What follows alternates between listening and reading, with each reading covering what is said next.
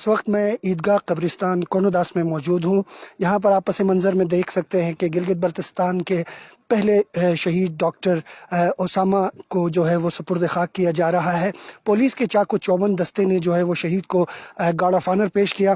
آپ کو یہ بتا دوں کہ گلگت بلتستان میں آنے والے جو زائرین ہیں ان کی اسکریننگ پر ڈاکٹر اسامہ جو ہیں وہ جگلوٹ کے مقام پر تعینات تھے، اور 2 روز قبل انہیں بہت زیادہ تکلیف ہونے پہ ڈسٹرکٹ ہیڈ کوارٹر ہسپتال گلگت منتقل کیا گیا تھا، جہاں 2 روز تک وہ زیر علاج رہے، اور رات گئے سرکاری سطح پر ان کی شہادت کا باقاعدہ اعلان کیا گیا۔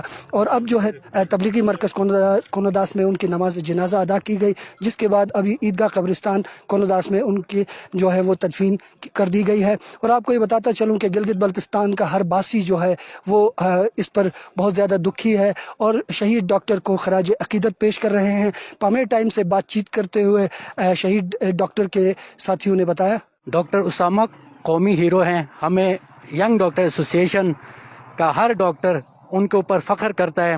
انہوں نے اس عالمی وبا کے خلاف جہاد کرتے ہوئے اپنی جان کا نذرانہ تک پیش کیا، لیکن وہ پیچھے نہیں ہٹے۔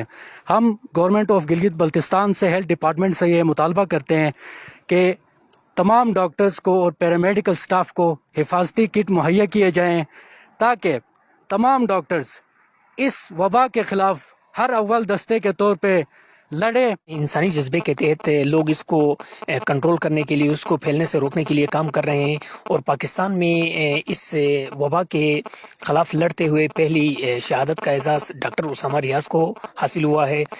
ڈاکٹر اسامہ ریاض نے بغیر کسی سہولیات کو دیکھتے ہوئے اپنی جان کو ہتھیلی پہ رکھ کر انہوں نے جس طریقے سے زائرین کی اور جو مشتبہ افراد تھے ان کی اسکریننگ کرتے ہوئے جو خدمت سر انجام دی ہے، وہ یقیناً پاکستان کی تاریخ میں سنہرے حروف میں لکھا جائے گا، اور ہم سول سوسائٹی کی جانب سے اس کو خراج تحسین پیش کرتے ہیں۔ ڈاکٹر اسامہ ریاض کو خراج تحسین پیش کرنے کے لیے یہاں پہ تشریف فرما ہے، اور یہ گلگت بلتستان کا ہیرو ہے اور پاکستان کا ہیرو ہے۔ وہ انسانیت پہ اپنی جان جو ہے نا قربان کر دیا ہے۔ ایسے سپود میرے خیال میں گلگت بلتستان میں، پورے پاکستان میں نہیں ہے۔ میں یہ پیغام بھی دینا چاہتا ہوں کہ آپ کو پتہ ہے کہ ایک مرضی وبائی بیماری ہے، اس کے لیے سوائے اس کا جو ہے نا احتیاطی تدابیر کے علاوہ اور کچھ ہمارے پاس نہیں ہے۔ شہید ڈاکٹر کی خدمات کو طویل عرصے تک یاد رکھا جائے گا۔